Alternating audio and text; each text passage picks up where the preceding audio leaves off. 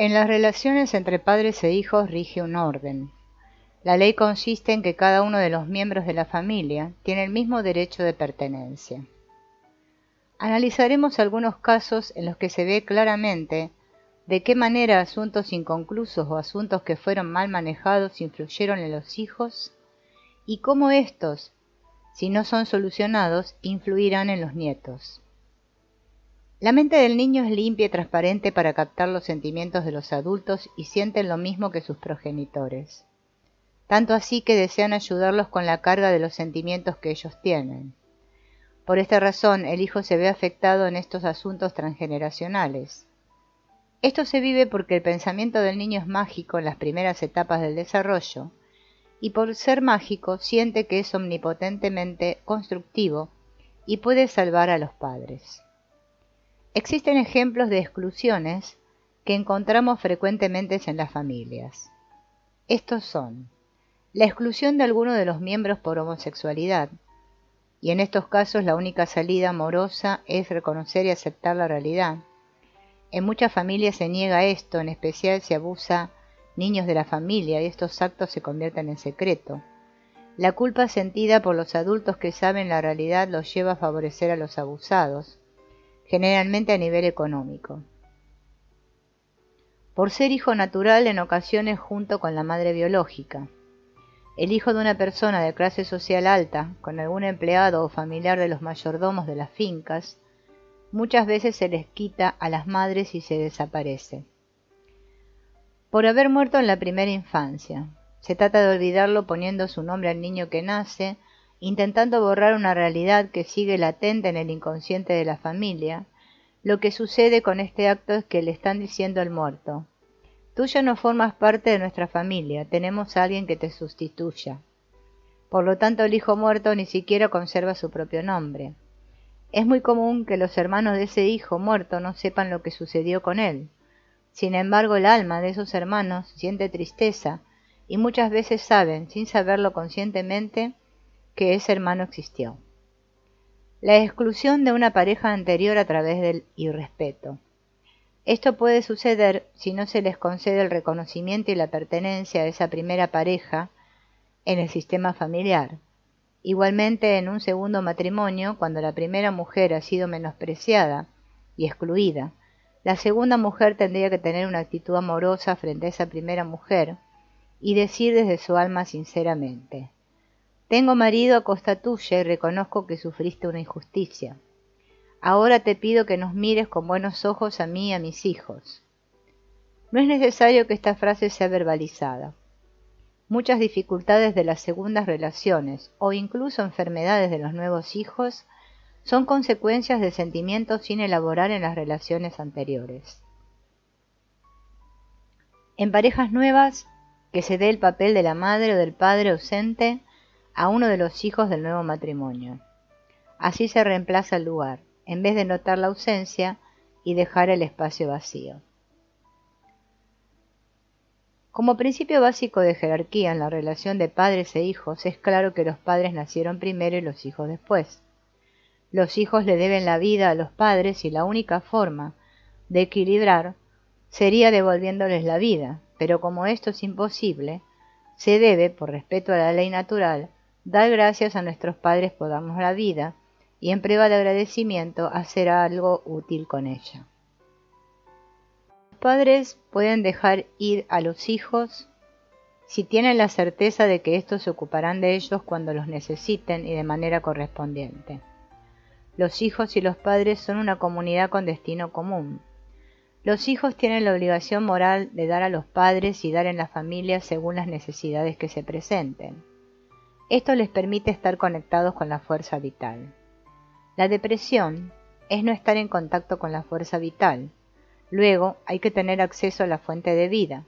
Ella se pierde si has desterrado a alguno o a ambos padres. Los padres deben exigir a los hijos que den a nivel económico y afectivo, con presencia y apoyo en momentos de crisis. La madre, clave de la construcción de la identidad. Para ser hombres y mujeres adultos necesitamos hacer un recorrido, seguir unos pasos que nos permiten crear un vínculo con los padres. Primero tenemos un vínculo con la madre en el que aprendemos a ser queridos incondicionalmente por lo que somos y construimos la base de la autoestima. La madre es como un motor que regula la autoestima y hace que la aumentemos cuando las vicisitudes de la vida nos las disminuyen. Si tenemos una madre suficientemente buena, ella nos permite apegarnos y luego separarnos de ella para ir al Padre. El Padre instaura la ley y la autoridad. El niño establece una relación con el Padre y esa relación condiciona la actitud que desarrolla hacia la madre. Cuando el hijo va al Padre, aprende que existe un orden en las cosas, que no somos siempre los primeros, que hay leyes que obedecer y normas para seguir, por las cuales nos debemos regir, pues las acciones tienen consecuencias. El hijo aprende que hay pluralidad y para lograr esto debe superar la parcialidad, es decir, debe mirar la totalidad, para así integrar la mirada del mundo desde diferentes ángulos. Si somos mujeres, aprendemos del mundo masculino con el padre, elegimos dejar el hombre que hay en él, que pertenece a la madre, para buscar el nuestro. Si somos hombres, nos identificamos con nuestra parte masculina predominante e integramos la parte femenina de nuestra madre. De este recorrido depende la forma como nos relacionemos con el otro. Según la forma como nos relacionemos, sabremos dónde estará nuestro movimiento interrumpido, es decir, en qué paso del proceso de aprendizaje estamos o nos quedamos estancados. Cuando el hijo tiene vínculo con la madre, pero no puede ir al padre, ya sea por muerte, porque está ausente o por una presencia superficial sin vínculo profundo, por abandono, incluso por prohibición de la madre a que el hijo se acerque, queda en su alma un vacío. Es común que este vacío se llene con adicciones, trago, droga, juego, cigarrillo, objetos, joyas, carros. El que fuma, el que bebe y come demasiado, el que es adicto a algo siempre tiene la misma situación de base. A ello le falta alguien. Y es que el alcohol, el tabaco, la adicción, a lo que sea, es el suplemento que nos falta y si logramos encontrar eso que nos falta, entonces nos olvidamos del sustituto. Pero claro que esto está relacionado con ciertas complicaciones, porque el cuerpo probablemente ya se ha acostumbrado y la medicina sabe cómo ayudar a cortar la adicción. Ejercicio para dejar de fumar. Hellinger sugiere un ejercicio para dejar el tabaco y dice: mi proposición está unida a un gozo, es decir, es un ejercicio sustentado en la satisfacción, no es una renuncia, está unido a un deleite pleno.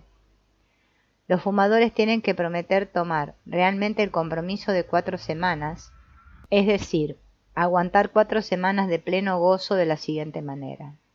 Encienden el cigarrillo e inspiran profundamente con gozo y al mismo tiempo dicen: ahora te llevo a mi corazón. Esto no es una renuncia, todo lo contrario, es una forma de gozo. Nadie te debe decir en este tiempo: deja de fumar. Para los empedernidos, les hago otra propuesta.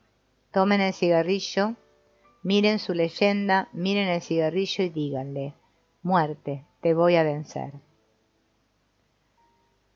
Tomar al padre. Algunos hijos sustituyen el tomar a los padres por el exigir y se quedan en el reproche y la queja hacia ellos por sus carencias, errores, limitaciones o equivocaciones humanas. Estos hijos quedan atrapados, atados. Es como si el padre criticado estuviera al frente y el hijo no pudiera avanzar en su crecimiento. A este hijo le cuesta trabajo hacer su propia vida. No puede, no vive en paz. Si logra tomar a los padres en el alma tal y como son, el hijo puede separarse y tener libertad interna. El tomar al padre y a la madre es un aspecto de la jerarquía, es un proceso independiente de las cualidades que puedan tener los padres, y es una transformación curativa. A los padres se los toma tal y como son. El hijo que ocupa el lugar de los padres. Otro aspecto de la jerarquía está en el respeto por el lugar en que nacimos. En la familia primero están los padres y luego los hijos en orden de nacimiento. Los padres a menudo le piden a sus hijos ocupar otro lugar diferente al que les corresponde, lo que constituye una frecuente alteración de la jerarquía.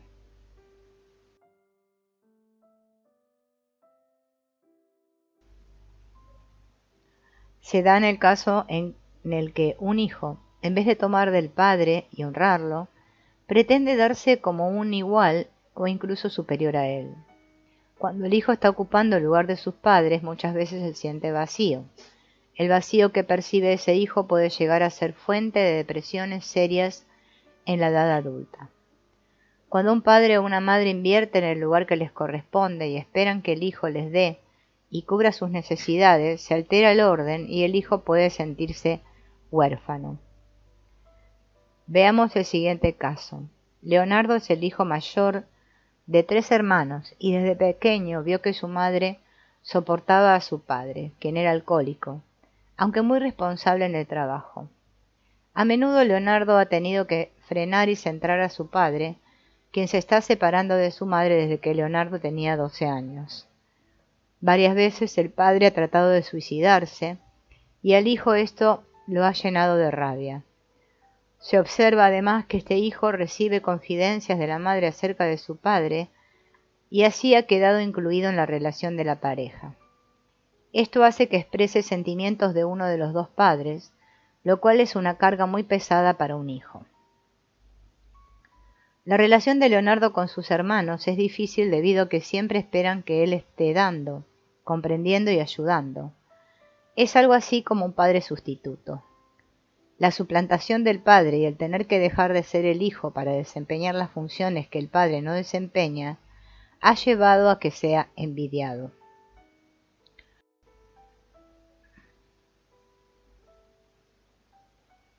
A menudo no puede pedir ayuda a los hermanos ya que ellos sienten que él les debe dar. Por ello Leonardo se siente solo y cargado. Con frecuencia tiene sentimientos de que los hermanos no lo aman y se ve a sí mismo abusado por ellos. Este hijo además no siente que tiene madre, pues ella ha sido la pareja psicológica. Tampoco tiene padre, pues él ha sido como su hijo. Igualmente no tiene hermanos, sino que los siente como hijos. Así puede verse que el vacío de este joven es muy grande. La jerarquía debe respetarse así. Los padres tienen prioridad. El hijo mayor recibe más de los padres, él debe darle a sus hermanos menores, el segundo le da al tercero, y así sucesivamente. El menor toma más, pues recibe de los padres y el de los hermanos mayores. Para compensar, es quien coordina los cuidados de los padres en la vejez. La compensación da felicidad a quien la da y a quien la recibe.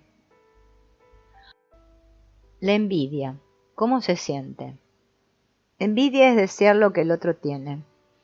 Si la enfocamos de modo adecuado, la envidia es una emoción que puede estimular el desarrollo personal. Envidiamos lo que podríamos conseguir o crear, aunque por algún motivo aún no lo hayamos hecho. La envidia es una emoción horrible si la negamos, pero si la reconocemos y trabajamos con ella, podemos permitirnos alcanzar lo que de veras deseamos. La envidia no es racional y es capaz de destruir una relación. Es una emoción destructiva y corroe no solo a la persona que la experimenta, sino también, a veces, a la que es objeto de esta envidia. La envidia y los celos. La envidia es una fuerza arquetípica, modelo inconsciente, que puede influir en nuestro desarrollo. Es una emoción sumamente dolorosa y suele estar acompañada de la depresión y la vergüenza. Contiene otros elementos como ira, resentimiento y soledad. También se relaciona con los celos y los celos tienen que ver con 3 personas. La persona celosa que teme que otra persona le quite la persona que ama. Otro matiz de los celos se da cuando un tercero tiene celos de una pareja y quiere llevarse a uno de sus miembros. Pero ¿de dónde nace la envidia? Sean cuales sean las raíces de la envidia, en nuestra propia vida siempre va acompañada de la sensación de que carecemos de algo. Es probable que lo que provoca la envidia ni siquiera sea de gran importancia. La envidia contiene un componente heredado y otro ambiental, y puede ser resultado de nuestras necesidades insatisfechas cuando éramos bebés. También puede nacer de la satisfacción por la situación social de nuestros padres o como resultado del nacimiento de un hermano. Fingimos que la envidia no existe. Puesto que la envidia es una sensación muy incómoda, existen numerosas formas de negarla. Lo que es envidia no sirve. Puede estar en aquel que menosprecia, en el que denigra de sí mismo, el que utiliza la autocrítica como arma defensiva. Existe también el provocador de la envidia que busca que otros la sientan, pero estas personas la pagan con la pérdida de las buenas relaciones con los otros. La transformación de la envidia. La envidia puede impulsarnos a una mayor madurez personal al comprender la realidad. Cuando se rompe la atadura, se puede avanzar nuevamente. Entre los hermanos siempre habrá envidias y estas tienen relación con el lugar que ocupamos en la familia. Este lugar determina sentimientos y emociones en los miembros. Así que miremos con detenimiento esos lugares. ¿Qué lugar tengo entre mis hermanos? El hijo mayor, el que llega primero en la familia, tiene prioridad respecto al que viene después. Esto no quiere decir que tenga preferencia. Significa que es el primero que recibe la mirada de los padres y luego los demás en su respectivo orden. Del mismo modo, los hermanos mayores ejercen los deberes antes que los demás. El mayor recibe todo de sus padres, mientras que el menor recibe de sus padres y de sus hermanos mayores. Cuando un hermano posterior, en vez de tomar de su hermano anterior y honrarlo, pretende darle, como si fuera superior o incluso igual a él, el orden en el dar y recibir se invierte. Esto trae consecuencias. A veces, por ejemplo, el hijo menor puede creer que tiene obligación hacia todos los que le dieron. Se siente en deuda ante lo que recibió de sus padres y de sus hermanos y en algunos casos llega a actuar en contra de lo que su corazón quiere, cuando lo que le corresponde es ofrecer lo mejor que tiene, como una forma de honrar a los padres que le dieron la vida. En otros casos sucede que el primogénito no toma de sus padres y esto crea un vacío en su alma. También puede suceder que un hermano no tome de su hermano anterior y esta situación crea desequilibrio en la relación entre hermanos. Al no recibir del inmediatamente anterior, se crea en el vínculo de ellos un vacío. Lo mismo ocurre con el hijo mayor cuando recibe del hermano menor y se siente incómodo tomando lo que el menor le da. Lo que los hermanos dan debe agradecerse y colocar el amor por encima de lo que se pueda devolver. Es común que los hermanos que reciben se sientan en deuda por recibir, en especial si ellos no se han podido autoabastecer. Pueden quedarse con sentimientos de culpa hacia el hermano que les dio, en especial si el que da no es un hermano mayor sino un menor, pues ese hermano actuó como padre o madre.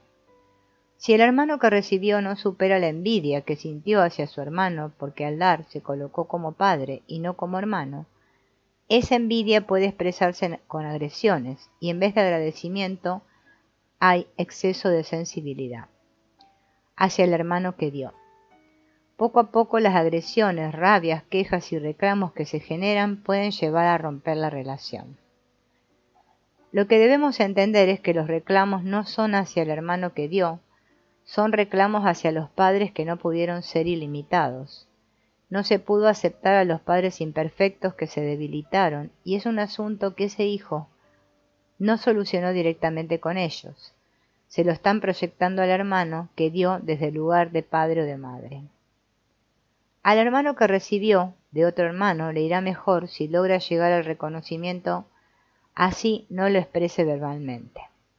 En su interior decirle a ese hermano: sé lo que me diste, lo valoro y me acompaña siempre. Un hermano que murió.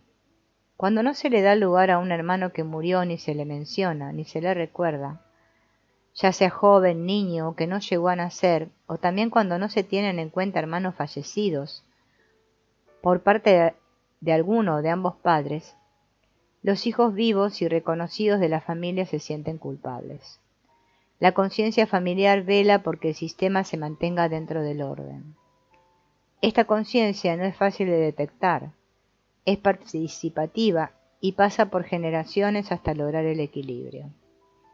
Gracias a la conciencia familiar, en algún momento otro hermano o niño, miembro de la familia, le dará un reconocimiento a la persona que fue excluida por sus antecesores del alma familiar, del pensamiento consciente. Las exclusiones se dan porque los que vienen quieren oponerse a la suerte de ese miembro de la familia excluido, porque otros en la familia no reconocieron sus culpas, no las repararon, así que los que nacen después, pequeños que vienen en la generación siguiente, se sienten con la obligación de pagar por lo que los padres, los abuelos no agradecieron o no valoraron. Esto lo hacen por amor. Cuando en una familia un hermano tiene un destino difícil, es probable que los otros sientan que no merecen un destino fácil. Cuando se da un desequilibrio, el hermano con mejor destino realiza lo que Hellinger denomina una recompensa negativa. Puede negarse a tomar lo que podría tener, a veces dinero, pareja, éxito, felicidad. Quiere llegar a un equilibrio con los hermanos. Esta es una reacción ciega y tiene de fondo la idea mágica que sus hermanos estarían mejor si él o ella también estuvieran en desgracia o mal destino. Como podemos observar, lo más sano es que cada uno de los hijos conserve, respete y valore tanto su lugar como el de sus hermanos. Veamos ahora qué significa la lealtad al rol que se nos asigna en la familia. Ser el hijo mayor. La primogenitura implica grandes exigencias y derechos. Se ha observado en las constelaciones familiares que el primogénito tiene más sensibilidad a la herencia psicológica y emocional del padre. Isidoro Bernstein plantea que el hijo mayor es el representante de la madre y del padre a nivel inconsciente. Por eso se puede decir que el hijo o hija mayor tienen una ganancia frente a sus demás hermanos, y es que siempre saben más que su hermano o hermanas menores y pueden representar a los padres en su ausencia. Las hijas en especial son grandes cuidadoras y a su vez pueden llegar a tener gran poder en la familia, acompañado de grandes responsabilidades. Con frecuencia pueden terminar asumiendo el rol de sus mamás. Hay ocasiones en que el hijo o hija mayor no es reconocido como el mayor debido a que los padres eligen al segundo hijo de mayor. Este hijo debe tener la responsabilidad del mayor y el rol de ese segundo hijo se vive a partir de la negación del lugar del hermano que nació primero. Como consecuencia de esta ruptura de roles, se generan los hermanos mayor envidia, rivalidad y competencia de lo normal. Hermano mayor de hermanos.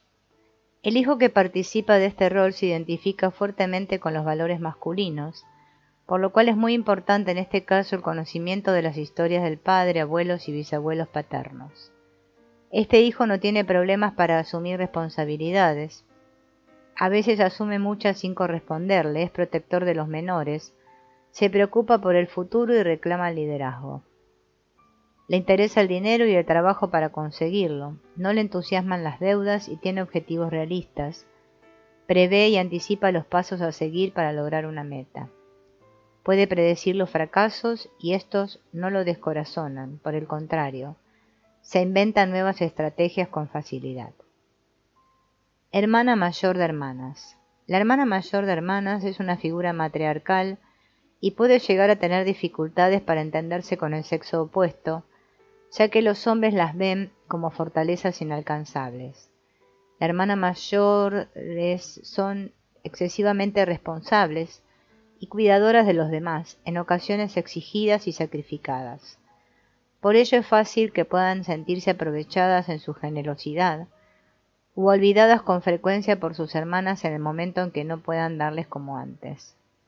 Hay tendencia a acercarse al padre y apoyarlo, incluso obedecerle ciegamente. Suelen hacerse cargo de asuntos encomendados por su padre y tienden a controlar y dar órdenes. Pueden trabajar duro y tienden a sobreexigirse y son duras y resistentes. Hermano mayor de hermanas. Sabe cuidar de las mujeres, así que es atractivo para el sexo femenino y no siente temor al ser rechazado. Puede parecer como seductor y hombre ideal para muchas mujeres, pues las aprecia de verdad.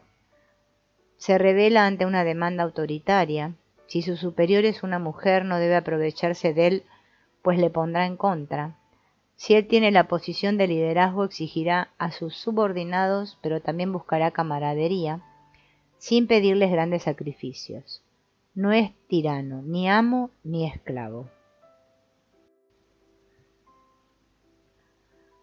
Hermana mayor de hermanos. Tiene fascinación por el mundo masculino. Es más cercana al padre y tiende a identificarse con la abuela paterna y hermanas mujeres de la línea paterna.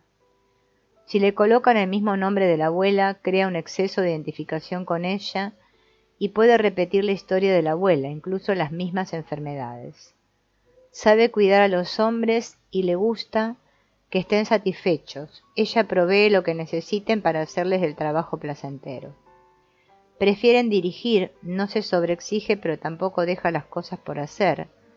No compite con los hombres, más bien actúa como mediadora en conflictos entre hombres y mujeres. Difícilmente los problemas la desalientan. Es optimista pero no goza de la soledad. Los hijos únicos. La hija única sostiene en soledad la herencia psicológica de ambos padres. No le gusta pasar inadvertida y trata de ser la preferida o de tener un trato especial. Estas hijas sienten que sus padres las deben apoyar toda la vida, incluso en su matrimonio, asimismo que les deben facilitar el camino. Los conflictos entre sus padres les afectan muchísimo. Algunas veces se creen inmensamente ricas o pobres según la realidad económica. Suelen ser egocéntricas e infantiles al máximo. Les cuesta más que a las demás mujeres ceder a favor de su pareja. Pueden ser más frías y extravagantes que otras mujeres. También pueden poner a prueba la capacidad paternal del otro antes de comprometerse con él. Su madre las acompaña más que a otras mujeres. Por lo tanto, el hombre que se case con una hija única debe saber que debe tener en cuenta especialmente a la suegra. El hijo único es un niño que está acostumbrado a tratar con personas mayores. Como recibe mayor atención que otros niños, será de mayor madurez intelectual y expresión de sus capacidades. También desea ser amado y apoyado más que los demás. A este niño le conviene entrar temprano al jardín con el fin de que aprenda a relacionarse con niños de su edad. Puede llegar a tener altos logros y ser líder, aunque no es lo que más le interesa. Sus compañeros valorarán su estabilidad interna y la forma neutral con que los trata por encima de las rivalidades de un grupo. Los menores, hermano menor de hermanos. Este hermano tenderá a ser diferente de los demás hermanos, busca apoyo en las otras personas, en especial en hombres. Necesita que sus amigos lo respeten, lo aprecien y lo entiendan. Su principal interés es la calidad de vida y las sensaciones que experimenta en el presente. Si tiene éxito, tiende a sobreestimar sus poderes y su suerte. Hermana menor de hermanas. La hermana menor tiene la tendencia de mostrarse muy competitiva con otras mujeres y hombres. Ama el reconocimiento y la valoración de los demás, especialmente de las mujeres y las jefas. Tiende a ser subjetiva en función de lo que siente y experimente, ya que el contexto en que suceden las cosas poco le interesa. Es más sugestionable que otras personas, aunque se resiste a ser influenciable. Hermano menor de hermanas. Es una persona que pareciera estar lejos del padre, sin embargo necesita mucho de él. A veces se manifiesta como muy femenino o muy duro. Puede ser muy enérgico o desmesurado, ególatra y transgresor. Tiende a dejar que las mujeres lo cuiden y le den. Delega detalles y trivialidades a los demás y quiere privilegios. Espera que aparezca quien le proteja y le sirva. Con respecto a las mujeres, ellas deben saber qué es lo que él necesita y quiere. La esposa con la que se case debe saber que es suficiente haber sido escogida como pareja de él frente a las demás mujeres y por lo tanto no debe exigirle nada más. Por ende necesita una persona buena, cálida y que no le exija, que le acompañe y lo apoye en sus ocupaciones. Hermana menor de hermanos. Atrae a los hombres de forma calmada y tranquila.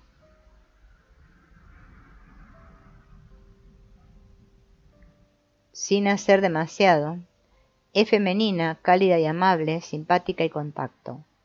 No es ambiciosa y no le interesa mucho desarrollar sus talentos. Sabe que si tiene necesidades, los hermanos no la dejarán padecer. Es capaz de acomodar su vida a las expectativas de uno o varios hombres, puede renunciar a sus posesiones más fácilmente que otras mujeres, su amante, marido o novio es su verdadero valor, sabe lo que quiere como mujer y sabrá adaptarse a todo lo demás. Otros lugares. Mellizos. Son dos personas diferentes vinculadas de manera especial. Son intuitivos y pueden, para complacer a los padres, representar uno al linaje de la madre y el otro del padre. Puesto que viven juntos desde que nacen, son diferentes a los otros niños. No viven actividades y experiencias en las que el otro mellizo no participa. No pueden imaginarse la vida sin su hermano. Le lleva más tiempo que a otro niño la separación de otros y buscan mellizos como amigos, amantes o esposas. Si tienen hermanos, asumirán el papel de hermanos mayores. A menudo actúan en coalición, resistiéndose a otros. Los demás niños tienen que arreglárselas solos. El segundo hijo. Según las investigaciones de Isidoro Bernstein, el segundo hijo es el representante inconsciente de la madre. Si es una hija, la posibilidad de identificación con el papel que tuvo la abuela materna en su familia de origen se acrecientan. El tercer hijo. Es un hijo que en general le cuesta trabajo sentirse mirado y puede llegar a buscar a codazos un lugar en la familia. Puede ser envidioso y conflictivo en la búsqueda de su lugar en la familia. Isidoro Bernstein dice que es el representante de la abuela del padre. El cuarto hijo. Según Isidoro Bernstein, el cuarto hijo es el representante de la abuela de la madre. Si es hija mujer, corre el riesgo de identificarse con los asuntos no resueltos de esta abuela materna. El hijo de la mitad. A menudo el hijo que está en la mitad tiene la tendencia a no sentirse de ningún grupo.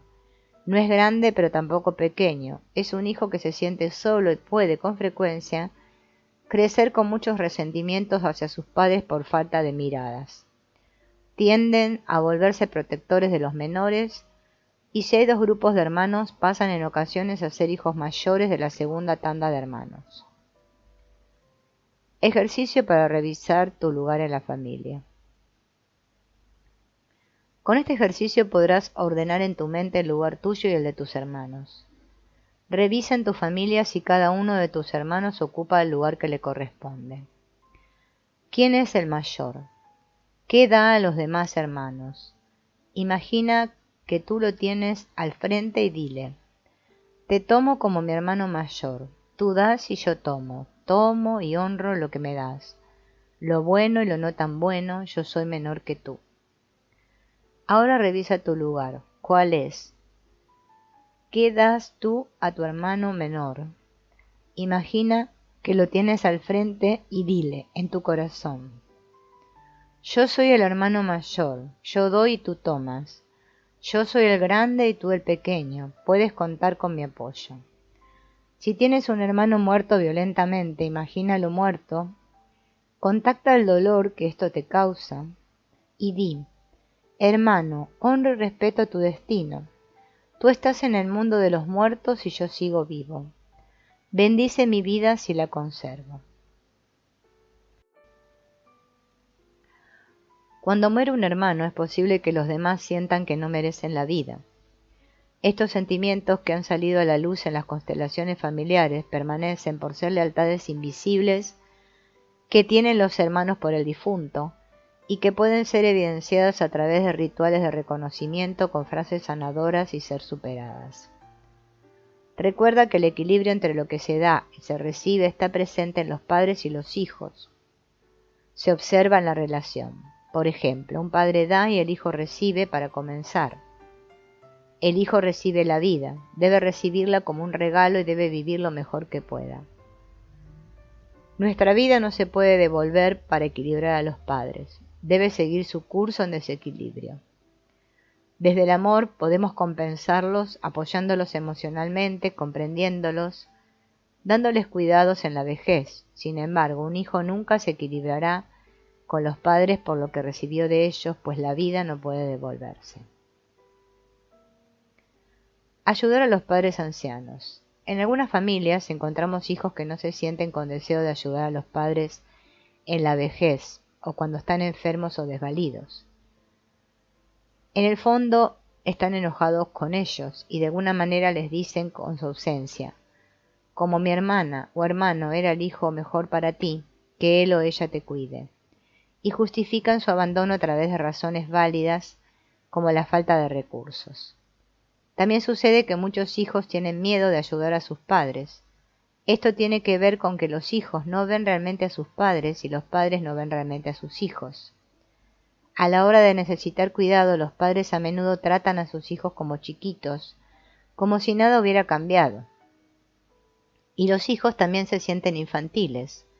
Entonces temen comprometerse con cuidado de sus padres porque no se sienten maduros para aquello.